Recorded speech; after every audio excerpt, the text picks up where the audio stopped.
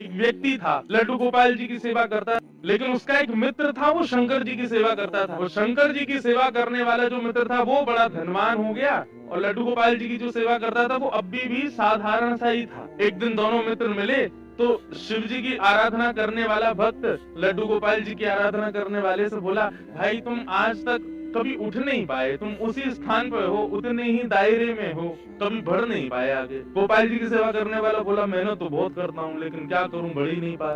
शिव आराधक ने कहा, एक काम करो, तुम अपने आराध्य बदल दो। ये तुम गोपाल जी की आराधना करते हो ना, इनकी जगह तुम शिव जी की आराधना शुरू कर दो, देखना कैसे जीवन में बदलाव आएगा। और उस व्यक्ति ने यही किया कि गोपाल जी को ले जाकर के तो अलमारी में रख दिया, दूसरे दिन एक शंकर जी ले आया और शंकर जी का बढ़िया रुद्राभिषेक करके, त्रिपुंड लगा करके, बढ़िया ज्योत नैवेद्य आदि सब अर्पित करके, अगरबत्ती जला करके ओम नमः शिवाय का जाप करने लगा। और अब गोपाल जी की सेवा कर रहा था, वो गोपाल जी मन अंदर बैठा दिए एक अलमारी में, उनकी सेवा बंद, ओम नमः शिवाय का जाप करने लगा।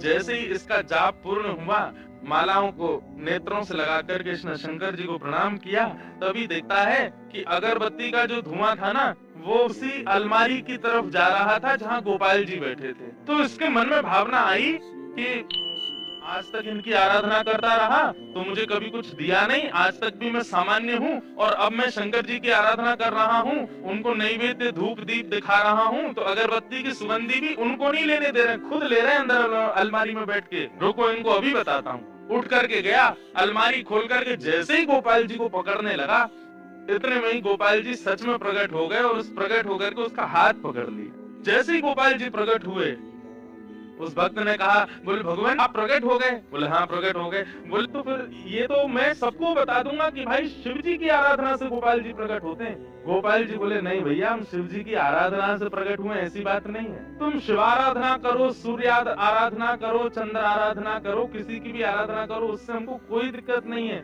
लेकिन आज हम प्रकट किस लिए हुए ये ध्यान से सुनना। आज तक तुमने केवल हमको अष्ट धातु की एक मूर्ति समझा, तुम्हारे मन में कभी ये भावना नहीं आती थी कि इनकी आंखें भी हैं, इनकी नाक भी है, इनकी जीभ भी है, इनके कान भी हैं, इनकी त्वचा भी है, इनके हाथ पैर भी हैं। परंतु आज जब वो अगरबत्ती का धुआं सहज ही मेरी तरफ आ गया, तो तुम्हारे मन में ये भावना आई कि अगरबत्ती की सुगंधी मैं ले रहा हूँ, मतलब मैं जड़ नहीं हूँ, मैं चैतन्य हूँ। वास्तव में शिव आराधना ने मुझे प्रकट नहीं किया, तुम्हारे हृदय में जो चैतन्यता का भाव मेरे प्रति आया है उसने मुझे प्रकट किया है। ये चैतन्य हम मानते हैं, नहीं मानते। राधे राधे।